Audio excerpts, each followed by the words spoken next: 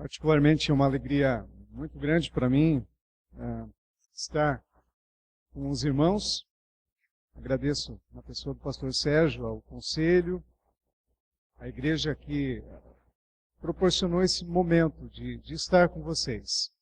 E tem algumas coisas que hoje alguém comentou, disseram, pastor, disse que tem muitas histórias para contar. Eu falei, tenho muitas, mas se eu contar, eu estou indo embora, mas os pastores, eles são daqui, eu deixo eles numa situação delicada, então, melhor não, né? Então eu prefiro contar histórias bíblicas, contar histórias das missões, mas de fato, o nosso conhecimento vem de alguns poucos anos. Eu não quero fazer contas nessa hora, mas na época que o pastor Sérgio ainda tinha bastante cabelo, o pastor Leandro também. Aliás, bastante mesmo. Se vocês forem olhar algumas fotos, vocês vão ver. Meio estilo Chitãozinho, né? Para quem conheceu, sabe como era. Tempos antigos. O Evangelho transformou, inclusive, o corte de cabelo. Mas é uma alegria muito grande estar com vocês, especialmente porque eu sei que essa igreja tem tido o coração voltado para a missão. Eu sei que essa igreja tem orado por missão. Eu sei que ela tem contribuído com missão. E, aliás, conversávamos há pouco, a contribuição que essa igreja faz financeiramente em missão é superior à arrecadação da igreja onde a gente está no processo de revitalização. Então, eu fico feliz, porque mostra realmente um coração interessado na obra. Quando uma igreja abre mão de valores, de recursos, é sinal que entendeu o seu chamado, entendeu a sua vocação. E eu fico feliz porque essa igreja também tem feito missão. Eu sei do resultado que Deus, pela sua graça, tem concedido a essa igreja, o crescimento numérico também. Louvado seja Deus por isso. E eu espero que Deus torne essa igreja, faça dela um exemplo, um modelo para muitas igrejas de São Paulo.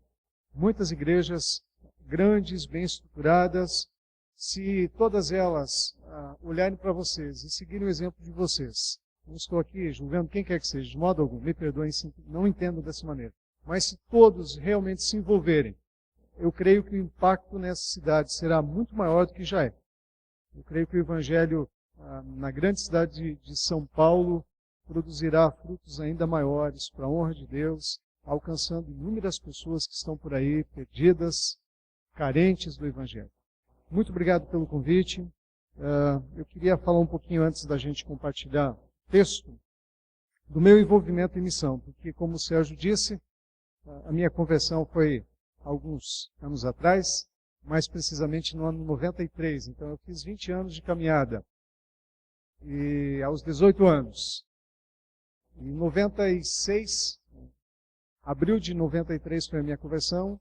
Em fevereiro de 96, Deus me chamou e me mandou para uma cidade chamada Capanema, extremo sudoeste do Paraná, já fronteira com a Argentina, divisa com o conhecido Parque Nacional do Iguaçu. Curiosamente, a conversão do Leandro foi um ano após a minha, mas ele foi ao campo um ano antes de mim.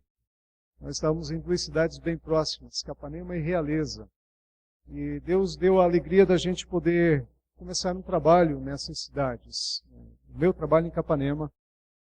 Deus é interessante, né? Porque Ele continua, sempre usou coisas loucas, e continuou usando, né? Porque levou dois jovens, falando de mim, jovem na fé, jovem na idade, sem conhecimento teológico profundo, a não ser aquele dado na escola bíblica dominical. A gente foi convicto de um chamado. Durante 3 anos, Deus foi gracioso ali.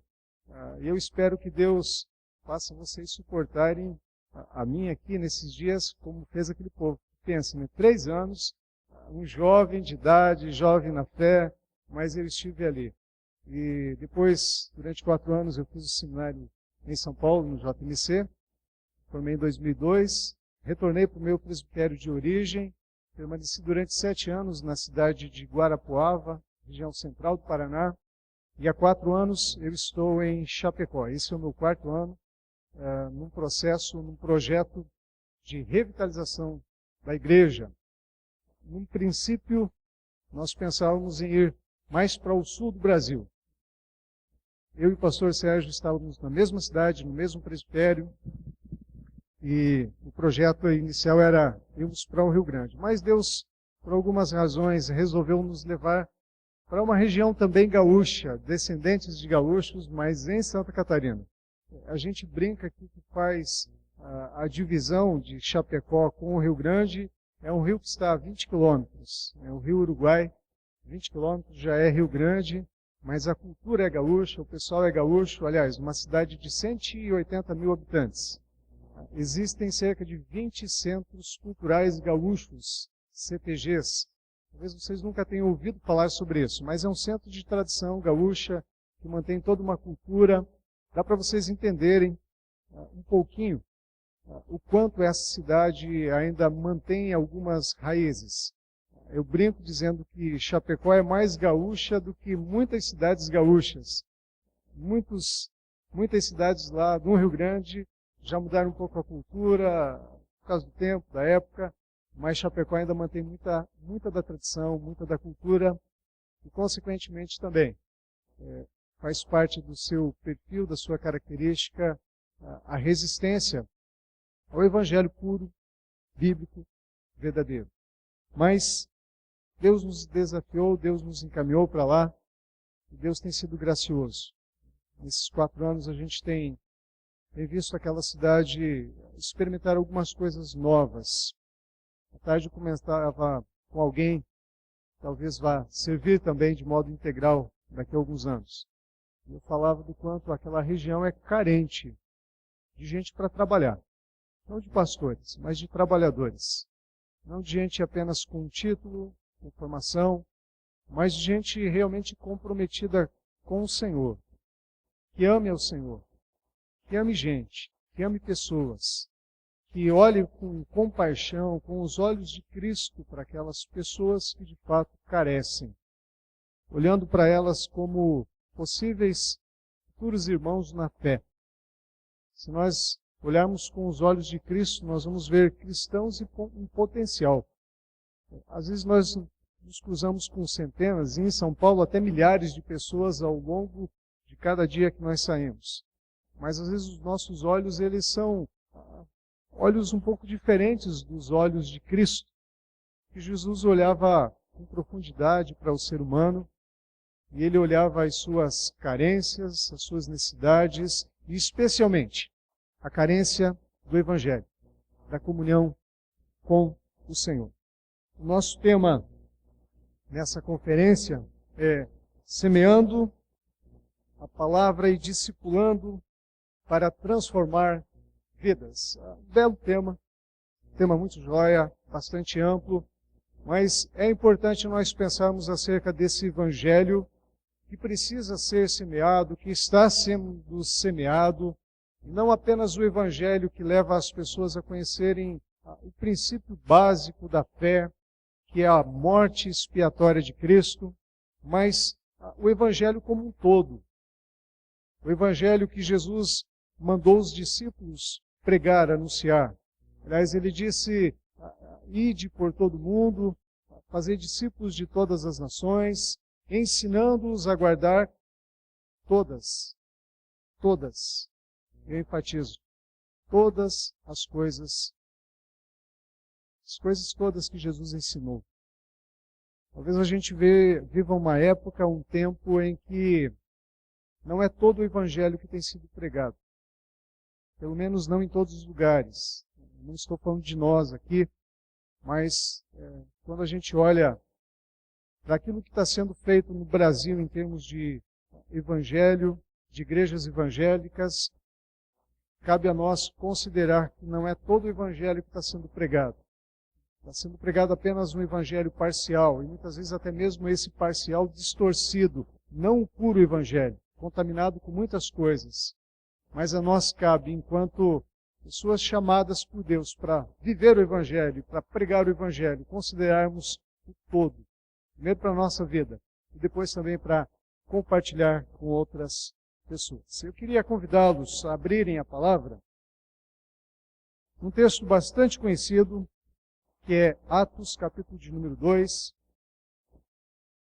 E se você é como eu, já deve ter ouvido talvez sobre esse tema algumas vezes. E quando eu falo algumas mesmo, talvez alguns de vocês que têm mais tempo de caminhada cristã já ouviram dezenas e dezenas de reflexões, de pregações sobre esse texto, mas eu queria que você, não desligasse agora só por olhar para um texto novo. Porque às vezes a gente tem esse bloqueio, dizendo, isso eu já sei, já conheço, já sei todas as divisões, já sei o texto quase de cor, e às vezes a gente se fecha, cria alguns bloqueios para ver algumas coisas novas, algumas coisas que não são novas, mas que para nós são sempre importantes serem vistas e ouvidas.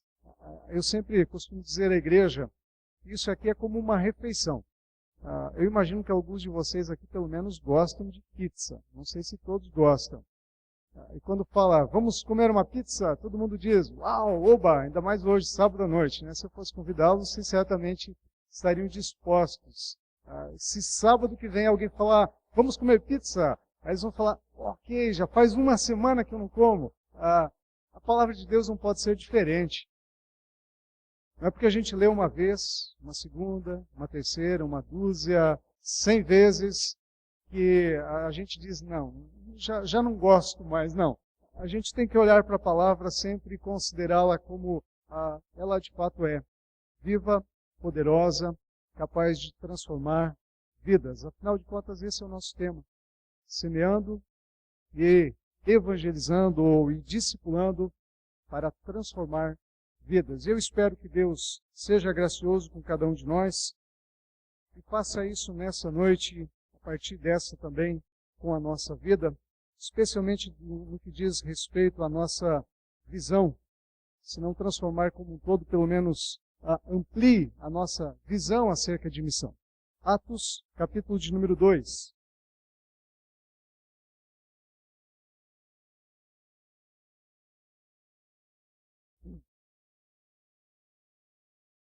Eu quero ler os primeiros versículos, até o versículo de número 4. Eu irei até o versículo 41, numa exposição desse texto, mas acompanhe a leitura dos 4 primeiros versos que dizem: Ao cumprir-se o dia de Pentecostes, estavam todos reunidos no mesmo lugar. De repente veio do céu um som como de um vento impetuoso, e encheu toda a casa onde estavam assentados. E apareceram distribuídas entre eles línguas como de fogo, e pousou uma sobre cada um deles. Todos ficaram cheios do Espírito Santo e passaram a falar em outras línguas, segundo o Espírito lhes concedia que falassem. Quando nós olhamos para os evangelhos de modo mais especial, nós vamos perceber a história da pessoa de Jesus, o Verbo encarnado, que entrou na história humana. Nós vamos ver um nascimento incomum, porque ele não foi concebido como eu e você, fruto de um relacionamento afetivo de nossos pais. Ele foi concebido por uma obra sobrenatural. Quando nós olhamos o seu ministério, nós vamos ver alguma coisa diferente também, especialmente se comparado àquilo que era exercido em termos de ministério, de pastoreio pela religião judaica. E quando nós olhamos a sua história, o fim dela, pelo menos aqui, nós vamos ver uma história também diferente, porque é alguém que, embora tivesse feito todas as coisas boas que fez, foi condenado e crucificado. Mas a história de Jesus não termina assim. Graças a Deus por isso. Porque 3 dias depois aconteceu algo completamente diferente do que havia acontecido em toda a história da humanidade, porque ele tornou a vida em plena glória. O Verbo eterno que entrou na história da humanidade, que morreu, também ressuscitou ao 3º dia. E ao fazer isso, o grupo de discípulos que andou por cerca de 3 anos e alguns meses com Jesus, foi convocado, convidado gentilmente a proclamar isso em todos os lugares. E por conta dessa mensagem, desse nascimento em comum, dessa vida em comum, dessa morte em comum e dessa ressurreição em comum, muitos desses homens e mulheres, inclusive, especialmente nos primeiros séculos, perderam a sua vida. E eu imagino que muitos de vocês já conheçam um pouquinho da história da igreja e saibam que muitos viraram diversão nas arenas, quando lançados para serem feridos, mortos por animais, por feras. Professar a fé, professar crer nessas verdades, professar crer em quem Cristo é, no que Cristo fez, gerou para alguns um custo muito alto, talvez o mais alto, a própria vida. Perderam a vida física, embora não morreram para sempre. Perderam a vida, mas a sua alma estava muito confiante no Senhor. Lembraram-se das palavras de Cristo dizendo, não temos que podem matar apenas o corpo, mas não podem matar a alma. Mas enfim, essas pessoas pereceram. E após a sua ressurreição, então, Jesus decidiu incentivar uma campanha, levando aqueles que andaram com ele a proclamarem isso por todos os lugares, como a gente cantou há pouco, como a gente leu há pouco, e como nós temos visto, tem sido feito. A proclamar por todos os lugares que esse Cristo, Filho de Deus, entrou na história, morreu, ressuscitou. Agora é curioso quando a gente olha para a palavra do Senhor, porque nós vamos ver, até aí tudo bem, porque incentivar algumas pessoas a continuarem o ministério que Jesus começou, não há problema algum. Afinal de contas, todos aqueles que são empreendedores querem que aquilo que eles começaram dê sequência. Ninguém começa alguma coisa esperando que algum dia pare. Aliás, quando o negócio é bom, a gente quer que deslanche. Assim é todo empresário bem-sucedido, assim é também a igreja, ela quer que a igreja prossiga. Eu imagino que as primeiras gerações dessa igreja talvez já não existam mais. Mas com certeza o plano dessa igreja é que ela prossiga e que passem muitas gerações, tantas quantas ainda demorarem a vinda do Senhor. Mas a igreja prossiga. Agora, quem Jesus chama para fazer isso são pessoas que haviam o abandonado alguns dias antes. Pessoas que, no momento mais difícil da sua caminhada, o deixaram só. Fugiram literalmente, sem medo algum. Aliás, com bastante medo. Com muito medo. Fugiram para não serem presos e mortos também à semelhança do mestre a quem eles seguiam. Quando nós olhamos para esse chamado de Jesus, para essa campanha que Jesus incentiva, nós vamos ver homens e mulheres que, por conta do medo dos romanos, de uma possível condenação, o abandonaram. E nesse momento, eles estavam acuados, com medo de que acontecesse com eles semelhante ao que acontecera com Jesus. Nem sequer eles tinham coragem de saírem da sua casa. Eles entraram e ficaram de portas e janelas fechadas, literalmente acuados. E o texto bíblico diz que eles permaneciam orando, mas eu imagino que até oravam em voz bem baixinha, né? Como aquele momento de orar, que a gente ora silenciosamente. Era um grupo pequeno, mas estava lá escondido. E nos chama a atenção esse texto lido, porque Jesus diz para essas pessoas que eles têm uma grande missão a fazer. Jesus aparece novamente a eles, renova-lhes a esperança, porque ele estava vivo, restaura a comunhão que estava um pouquinho abalada, especialmente deles, dos discípulos para com Cristo. Talvez o que aconteceu com Pedro ilustra muito bem. Pedro estava temeroso, dizendo, mas Senhor, olha o que eu fiz. Ele não falou isso, o texto não fala, mas me faz pensar. Senhor, eu não sei, talvez seja melhor eu continuar pescando. Jesus diz assim, mas Pedro, você me ama? Então vai, vai pescar gente, apacenta o meu rebanho. Pelo menos 3 vezes Jesus diz assim: Pedro, embora você fez o que fez, o seu chamado, ele não foi revogado. A sua missão continua. Isso me faz pensar, porque às vezes a gente tem alguns tropeços também. Enquanto cristãos, às vezes nós falhamos em alguma medida. Às vezes a gente acha que não pode mais então fazer, não pode mais voltar. Mas o Senhor é o Senhor da restauração. É o Senhor que chama e que mantém o chamado para o serviço. E Ele chama essas pessoas e convoca essas pessoas.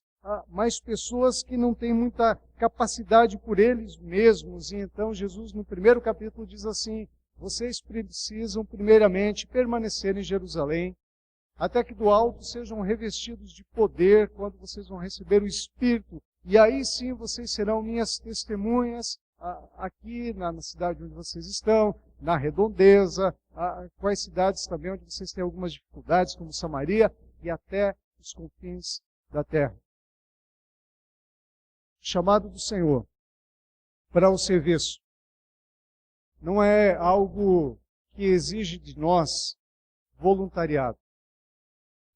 E eu preciso ser bastante claro nisso, porque essa expressão voluntariado ela tem sido grandemente usada na nossa sociedade hoje. Em algumas funções eu acho isso muito bom, porque pessoas se dispõem a fazer algo em favor das outras, além daquilo que já fazem, sem receber nada em troca, a não ser o prazer de fazer aquilo, do serviço propriamente. Mas Jesus está chamando pessoas não voluntárias, dizendo assim: Senhor, tudo bem, eu vou fazer, mas o dia que eu não quiser, eu não quero mais. Não. Jesus chama pessoas para servirem. E não tem dizendo: Senhor, agora não, né? Agora já chega, tá bom. Trabalhei 6 meses, 1 ano, 2 anos, 10 anos, agora não mais. Não existe isso. Porque é um chamado daquele que é o Senhor da nossa vida. E Ele diz: vão e façam isso. É um imperativo dizendo: vão. Jesus não está falando, pensem talvez em fazer isso. Ele diz: vão e façam. E não é um chamado para pessoas desocupadas. Para pessoas que vão olhar para a sua agenda e dizer: talvez, Senhor, esse ano aqui está muito corrido, veja só, faculdade, trabalho, namoro, noivado, casamento, filho pequeno. Ano que vem, quem sabe? Você não vê discípulo algum apresentando aí a sua agenda, dizendo: no segundo momento eu vou atendê-lo, Senhor. Jesus simplesmente diz: vai. E Ele não chama pessoas também que usam o ministério, o trabalho do reino como um subterfúgio para os seus problemas. Porque isso pode acontecer. Algumas pessoas às vezes têm tantos problemas na sua casa, às vezes aí tem aquela esposa que não aguenta o seu marido, então ela diz: já sei. Vou achar alguma coisa para fazer na igreja, porque lá, pelo menos eu saindo de casa, fico livre dele. Pode ser o contrário também, né? Algum esposo dizia: eu não aguento ficar com essa mulher em casa, então vou para a igreja, porque lá eu acho que fazer. Ou jovens que dizem: eu não aguento os meus pais. Não é isso. Não requer essas coisas. O Senhor chama pessoas, mas pessoas que não têm capacidade em si mesmas. Aqui está um ponto bastante importante que eu quero considerar e pensar com vocês nessa noite. E quando eu olho para a descrição das pessoas cuja história parcial está aqui nesse texto, e quando eu olho para a igreja cristã hoje, quando eu olho para vocês, Igreja de Santo Amaro, vejo pessoas semelhantes.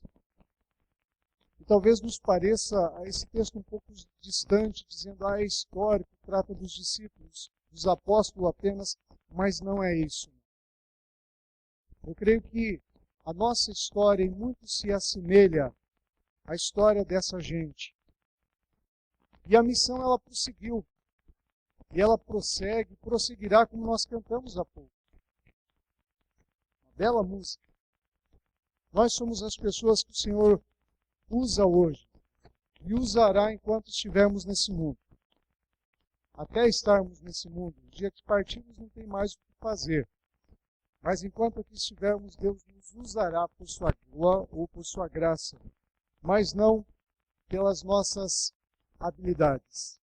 O que me faz pensar é exatamente esse texto que nós lemos, porque ele começa dizendo que essas pessoas chamadas para fazerem esse ministério, de proclamar esse evangelho, de anunciar quem Cristo é, o que Cristo fez, são pessoas que precisam ser, primeiramente, capacitadas, chamadas para viverem uma vida no Espírito. Eu queria que você voltasse seus olhos novamente para esse texto. O nosso tempo não vai permitir lermos todo ele. Mas você verá mais à frente, a partir do versículo de número 1, os versículos 28 e 29, que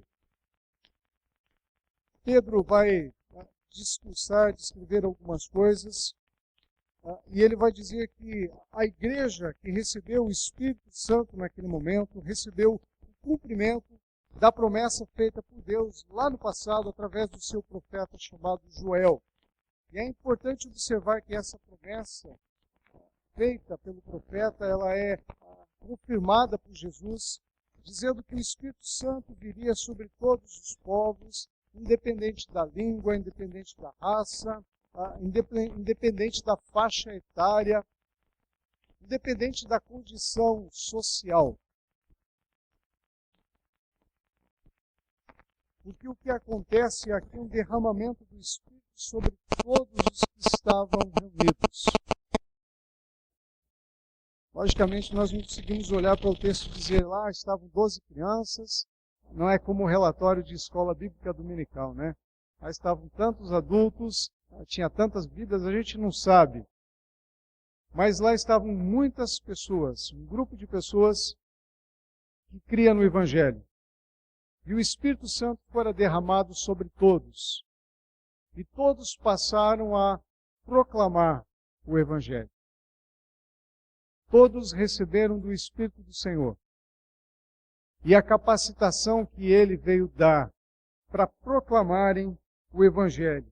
Jesus havia falado, anunciado que isso aconteceria lá no Evangelho de João, capítulo 14, quando Jesus disse que o Espírito Santo seria como um conselheiro, que viria não só nos momentos difíceis, cruciais, mas também nesses momentos, né, que a gente precisa tomar decisão e a gente precisa da iluminação, da direção. Mas ele viria também como aquele que faria com que o mundo conhecesse a verdade. Ele viria trazendo justiça, juízo. Jesus, lá no capítulo 15 do Evangelho de João, diz que ele voltaria ao céu, mas que o Espírito Santo seria derramado para convencer o mundo da justiça e do juízo. E nesse versículo 27 do capítulo 2 de Atos, esse texto me faz pensar que Deus poderia fazer muito bem esse trabalho de missão sozinho. Independente de mim e de você. E sinceramente, eu não tenho dúvida de que Deus, se Ele fosse fazer esse trabalho sozinho, Ele faria muito melhor. E às vezes a gente atrapalha um pouquinho. Todavia, Deus, dentro do seu projeto eterno, Ele decidiu, por intenções que só Ele pode explicar bem, decidiu usar pessoas como eu e como você. Decidiu capacitar pessoas para isso através do seu Espírito. De fazer com que pessoas ouçam e sejam levadas à fé pelo seu Espírito, todavia, através da nossa instrumentalidade. E isso vai acontecer. A fim de que essa campanha fosse adiante, então Jesus chama essas pessoas, derrama sobre elas o seu Espírito, para que isso aconteça. Eu queria notar 3 pontos importantes nesse texto com vocês. O primeiro está aí nos versículos de 1 a 4 que nós lemos, porque esse grupo chamado para essa campanha de proclamar esse evangelho de quem Cristo é, do que Cristo fez, é primeiramente chamado para desfrutar de uma vida no Espírito. Eu creio que seja de suma importância como igreja considerarmos isso hoje. Esse grupo é chamado para desfrutar da vida no Espírito. Notem bem que esses homens estavam escondidos, temendo. Embora fosse dia de festa, uma das maiores festas que acontecia naquela nação, vinha gente de todos os lugares. Era muito fácil sair às ruas, se misturar com todos que estavam ali, passar despercebido. Mas esses homens estavam temerosos. Aliás, naturalmente, nós somos bem temerosos mesmos, bem medrosos. Especialmente no que diz respeito a compartilhar a nossa fé. Eu não sei por que razão, mas a gente se sente inseguro. Eu não vejo isso como uma coisa ruim. O lado bom disso é que nos leva a confiar não em nós, mas no Senhor. Porque quando a gente diz, mas Senhor, o que é que eu vou falar, o que é que eu vou fazer, como é que eu vou me aproximar daquele amigo que está numa situação difícil, do meu colega de escola, de faculdade, de trabalho, como é que eu vou falar? Será que ele não vai se afastar de mim? Quando a gente olha para a nossa incapacidade, isso nos estimula a olhar para a capacidade que o próprio Deus tem. Esses homens estavam escondidos de medo. Mas quando o Espírito Santo é derramado sobre eles, algo grandioso acontece.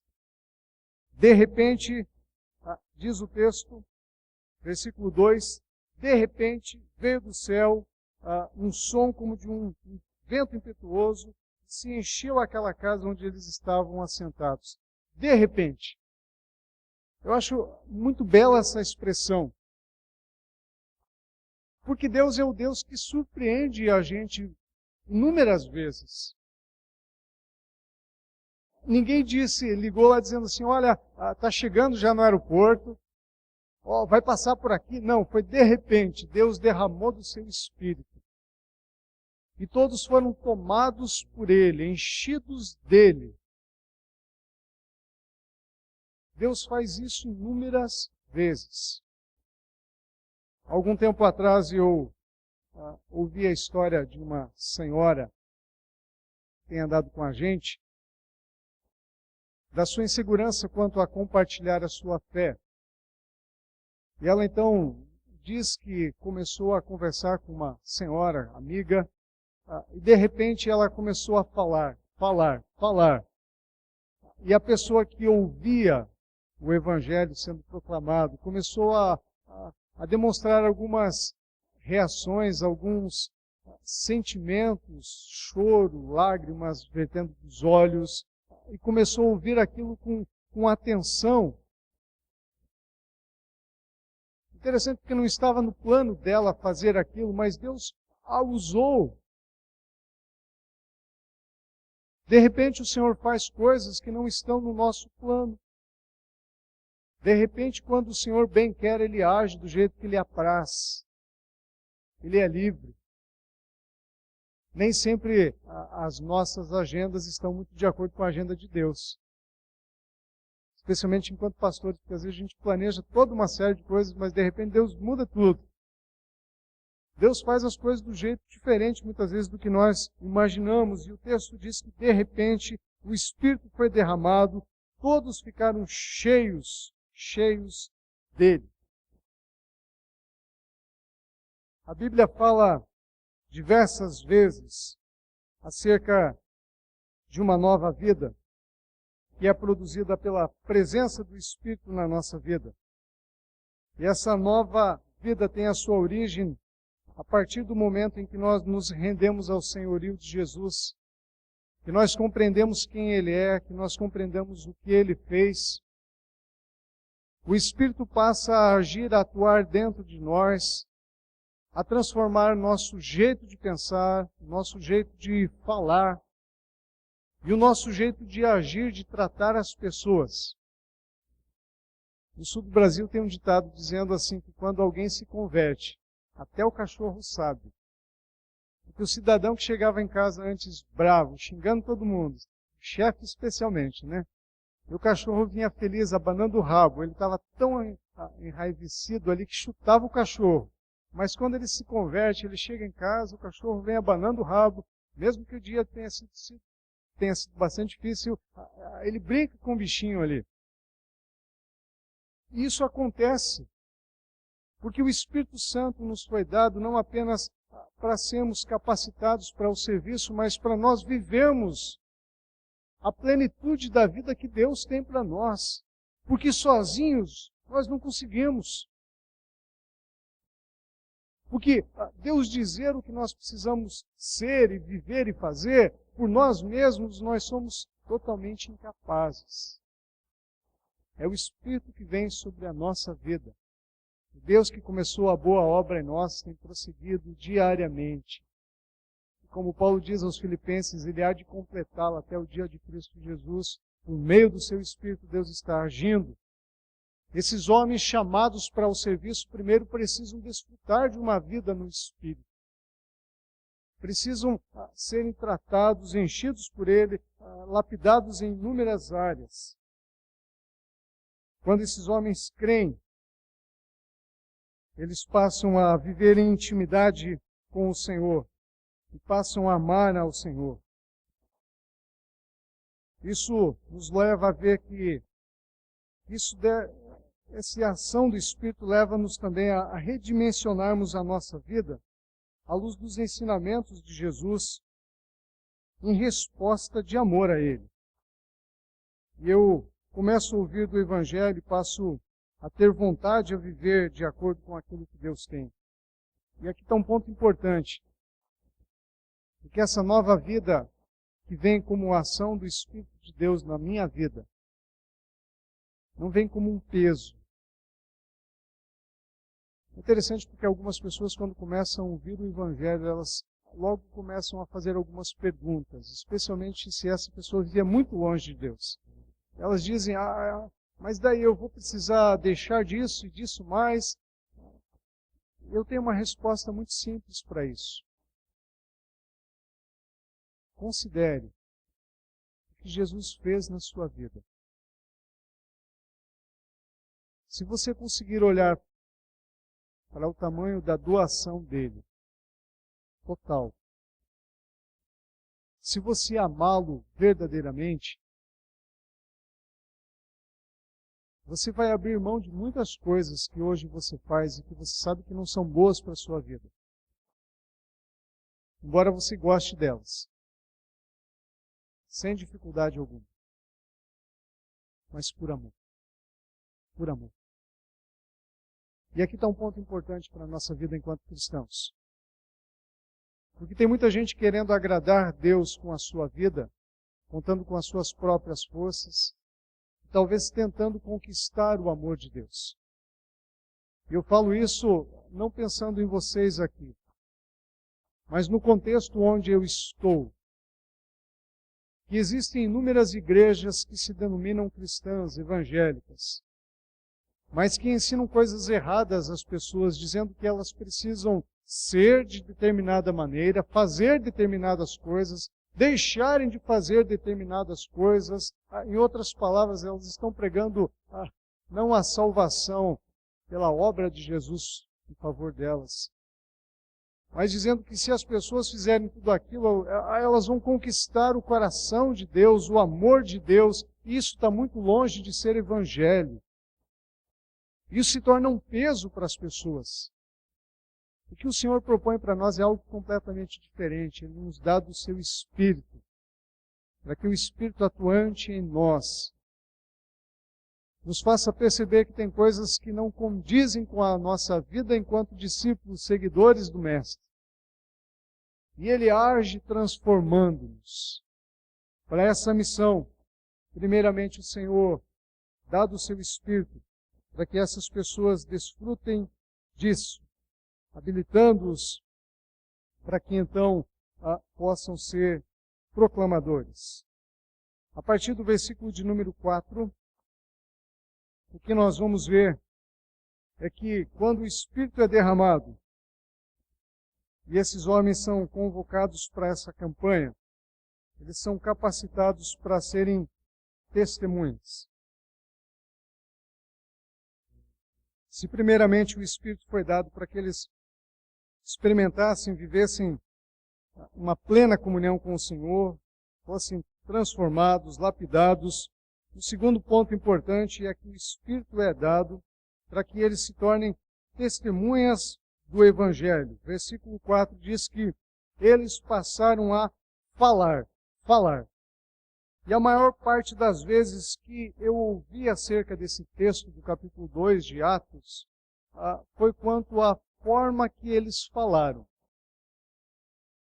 Agora, a tônica desse texto não é quanto à forma que eles falaram em diversas línguas, mas sim ao conteúdo do que é dito. Porque apenas diz que todos ficaram cheios e passaram a falar em línguas diferentes, porque estavam ali naquela cidade pessoas vindas de diversas partes do mundo. Agora o evangelista Lucas, ele vai se ater ao teor, ao conteúdo do que é dito. E o que é dito a partir do versículo de número 14. Porque Pedro vai dizer quem é Jesus, o que Jesus fez de bom enquanto ele exerceu o seu ministério terreno, proclamando, curando, fazendo o bem a todas as pessoas. E ele vai dizer que esse mesmo Jesus, embora fazendo somente o bem, foi injustamente preso, condenado, crucificado. E ele vai dizer também que esse Jesus ressuscitou ao terceiro dia. E tudo isso para cumprir um plano divino. Esse é o cerne do Evangelho. Porque ele diz assim, o que aconteceu com Cristo não foi um ato meramente político-religioso, judeu e romano. Foi um plano muito superior, divino.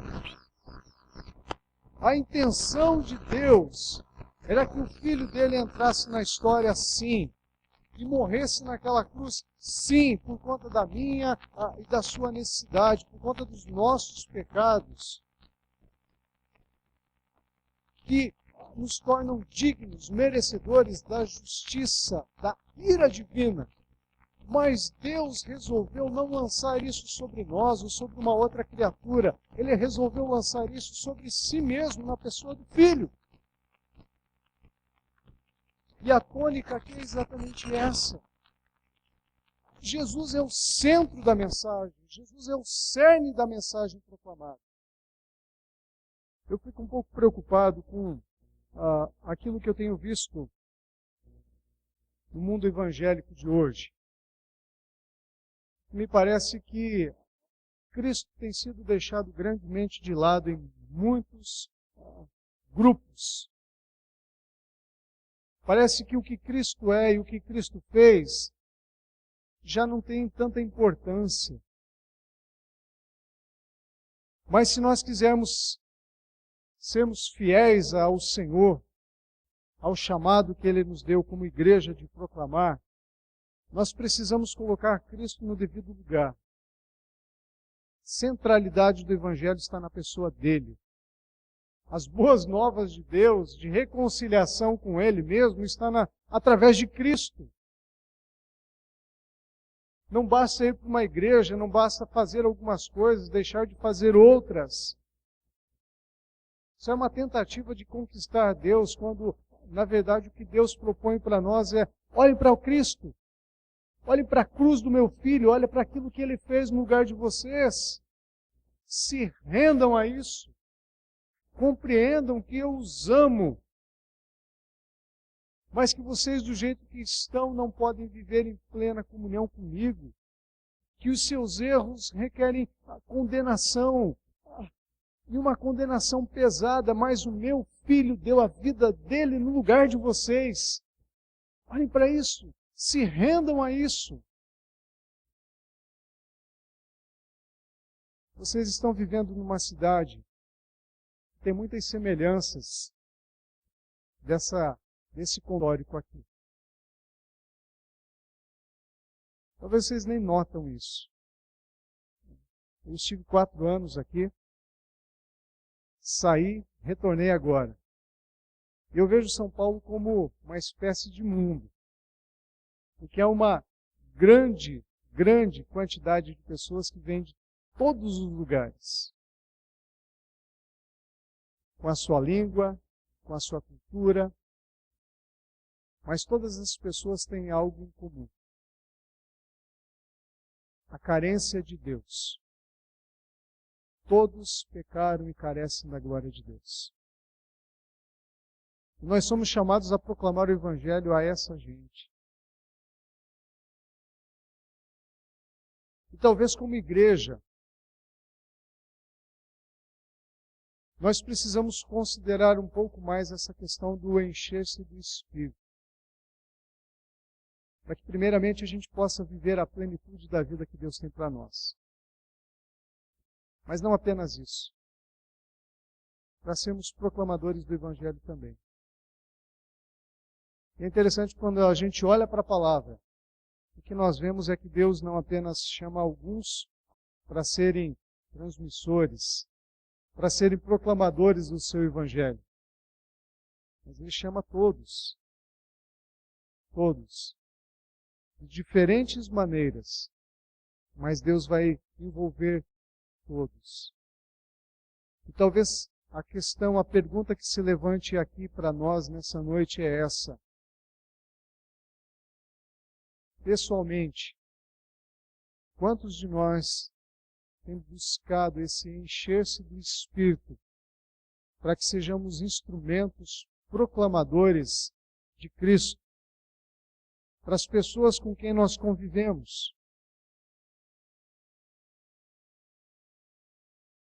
Quantos estão à nossa volta que ainda não conhecem o Evangelho que nós conhecemos?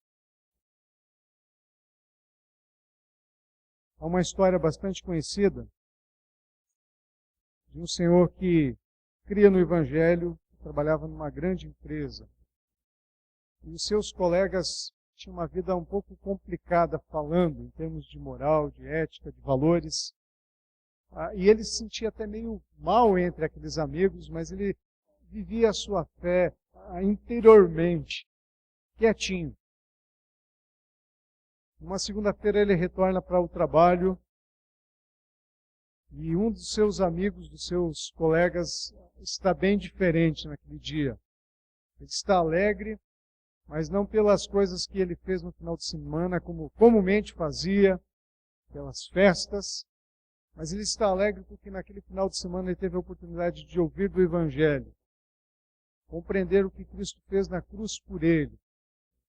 E então aquele homem, tomado pelo Espírito, começa a dizer para os demais amigos, dizendo: olha, eu ouvi algo que estava me fazendo olhar para a vida, para o mundo, de um jeito diferente do que eu vi até então. E aqueles amigos começam a questionar, dizendo: mas o que é que você ouviu? E ele começa a anunciar Cristo entre os seus amigos. E quando ele termina de falar, aquele cristão já antigo começa a chorar. E ele está feliz, está dizendo: você também compreendeu? E ele disse: sim, mas já há muito tempo. E eu estou chorando, envergonhado, porque durante muito tempo eu estive com vocês, mas até hoje eu nunca compartilhei a minha fé.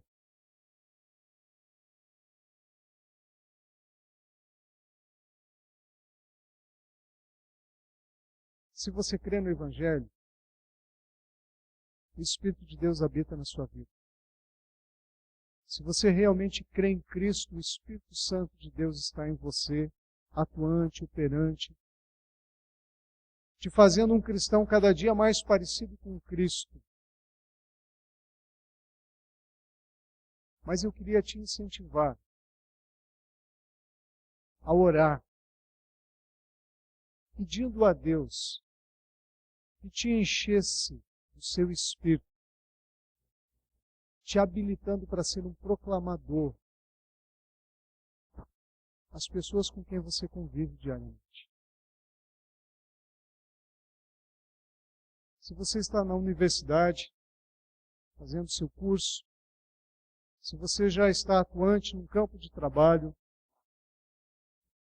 se você convive com inúmeras pessoas diferentes, ali é o seu campo de missão. As pessoas que estão próximas de você não são meros colegas de trabalho, não. Essa é uma visão humanista. Elas também são colegas de trabalho, colegas de curso.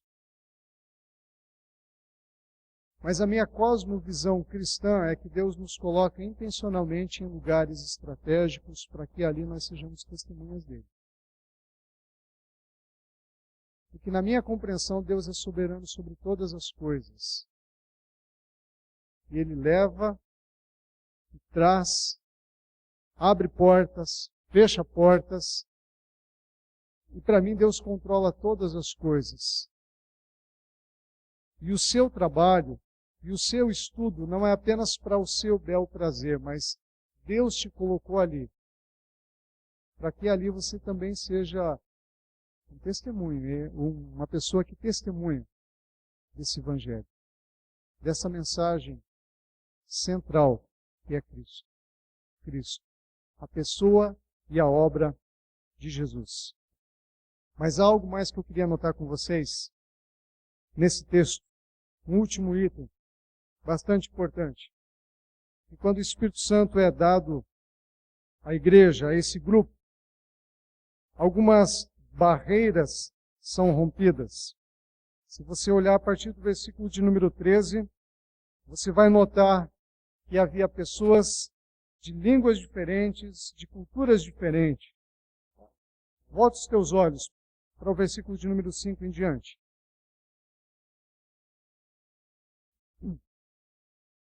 Ora, estavam habitando em Jerusalém judeus, homens piedosos, vindos de todas as nações debaixo do céu.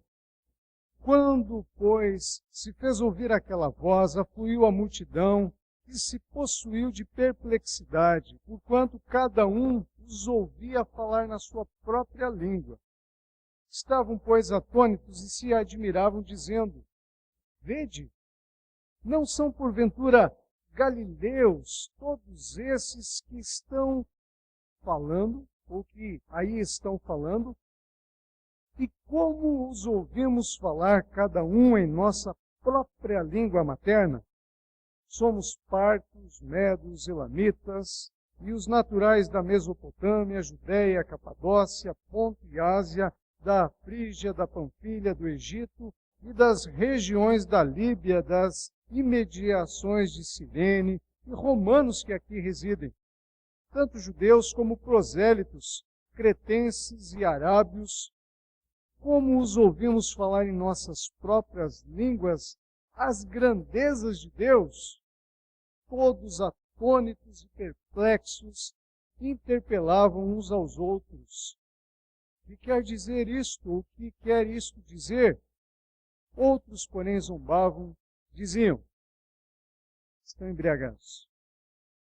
Algumas barreiras começam a ser rompidas quando o Espírito Santo é derramado sobre a igreja nesse contexto.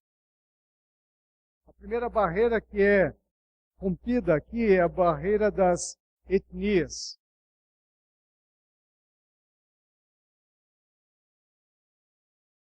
Alguém inventou dizendo que Deus é brasileiro.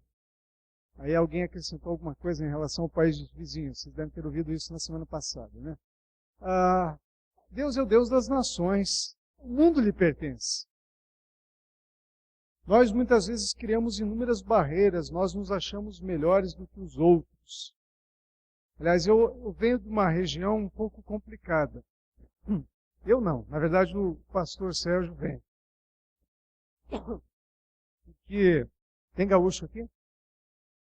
Não tem? Então posso falar dos gaúchos? Tem muita coisa legal no Rio Grande, mas tem umas coisas assim um pouco complicadas. Isso é histórico. Eles queriam tanto a independência. Mas até hoje os gaúchos têm uma certa dificuldade ainda em se considerarem brasileiros. Aliás, os gaúchos têm um ditado bem interessante. Eles fazem uma pergunta dizendo: vocês sabem qual é o melhor estado do Brasil? Alguém sabe? Ninguém sabe? Eles dizem Santa Catarina, porque faz divisa do Rio Grande com o Brasil. Serve de muro, de separação. Nós muitas vezes criamos barreiras por conta de regiões. Mas é interessante porque o Evangelho, quando é proclamado, o Espírito Santo é derramado sobre as pessoas, essas barreiras vão sendo rompidas. E eu não tenho problema nenhuma, dificuldade nenhuma em falar disso, porque São Paulo, como eu disse antes, é um mundo. Eu imagino que aqui tenha pessoas de diversas partes desse nosso imenso Brasil, talvez descendentes de pessoas, de partes diferentes, de regiões diferentes, de culturas diferentes. Mas o Evangelho, quando é proclamado, une as pessoas, quebra as barreiras de separação.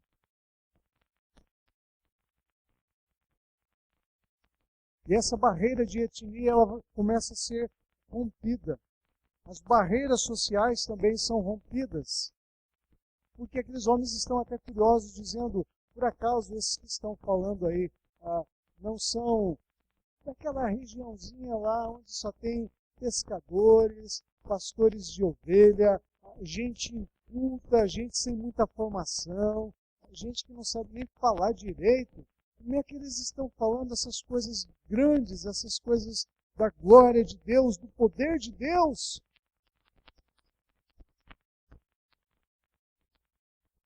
O Espírito Santo é quem rompe essas barreiras criadas por nós, sociais, de cultura.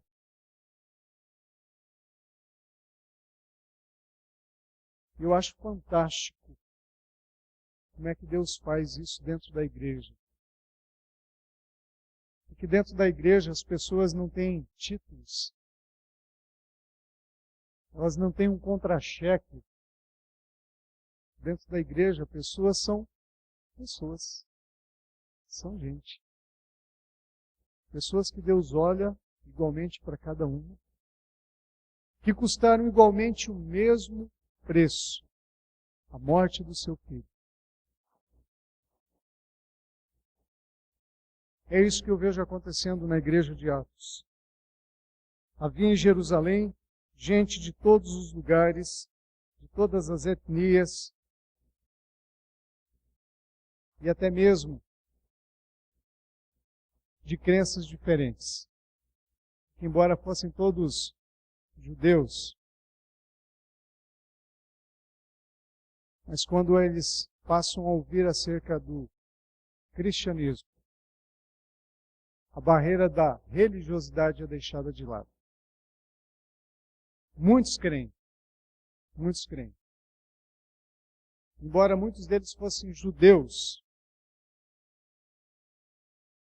tenho por certo que nem todos eles, e talvez nenhum deles, era ainda salvo por Deus. Eram pessoas meramente religiosas, seguidores de crenças, de valores, de princípios, até piedosos, mas que ainda não haviam crido no Salvador dado por Deus. Isso é um ponto bastante importante. Porque de nada vale as pessoas serem meramente religiosas. De nada vale as pessoas frequentarem até mesmo uma igreja, se elas não creem em Cristo, no que Cristo fez por elas. Quando o Espírito Santo é derramado sobre a igreja, e as pessoas passam a ouvir sobre Jesus, e crer nesse Jesus, essa barreira da religiosidade, inclusive, é deixada de lado. E as pessoas não têm dificuldade alguma em dizer, agora eu creio num Salvador. Eu falo isso porque a minha formação é também religiosa. mas alguém que não compreendia o Evangelho e que verdadeiramente não cria no Evangelho. Era um mero religioso. Essas pessoas passam a crer, se rendem a Cristo, ao que Cristo fez. Eu queria terminar essa mensagem dessa noite falando sobre essa campanha que Jesus chama os discípulos e hoje nós, a igreja dele, para participar. Falando que nós não podemos fazer isso sozinhos. Nós precisamos da capacitação que vem do Espírito. O Espírito nos foi dado para que a gente possa primeiramente viver a plenitude da vida que o Senhor tem para nós. A vida em abundância. O Espírito Santo nos foi dado para que nós possamos nos tornar proclamadores desse Evangelho. Se você quiser fazer isso confiado apenas em você, eu preciso ser sincero e te falar, você vai se frustrar, vai se decepcionar. Porque por mais intelectual que você seja, por mais bem elaborado que seja a cantar o Evangelho, se você confiar em você e não no Espírito, na ação dele, não vai produzir resultado algum. Porque tanto a sua conversão quanto a conversão das pessoas que vão ouvir o Evangelho depende única e exclusivamente da ação do Espírito. Meio da palavra, mas depende dele, não de você. Não são os seus argumentos que vão convencer quem quer que seja. E o meu incentivo é, seja um instrumento na mão de Deus. Se coloque à disposição. Clame ao Senhor por um encher-se do Espírito.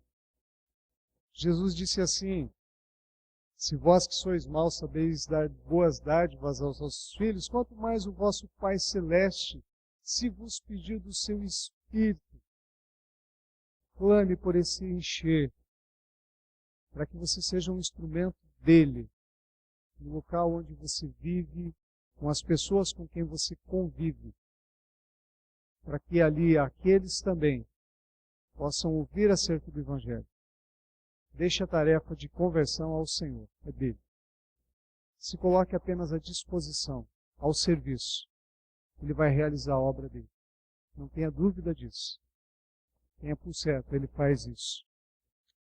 Eu queria te desafiar para você sair daqui nessa noite, clamando por esse encher-se do Espírito, clamando por esse deixar-se usar pelo Espírito do Senhor, para que todas as barreiras que existem, a maior delas entre as pessoas e Deus, enquanto o pecado, seja removida, e as demais também que fazem parte do nosso dia a dia, social, econômico, no meio da ação do Espírito do Senhor também seja removida.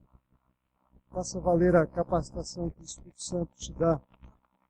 Fale abertamente acerca desse Evangelho belo, belo. Tem uma mensagem maior, mais importante que as pessoas precisam ouvir. Muitas notícias boas que agradam, mas essa é uma necessidade que o ser humano tem. Só há reconciliação entre nós e Deus por meio de Cristo.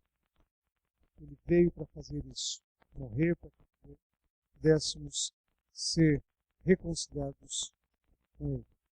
Quero convidá-lo para orar nessa hora. Eu quero convidar você para fazer uma oração bem pessoal ao Senhor.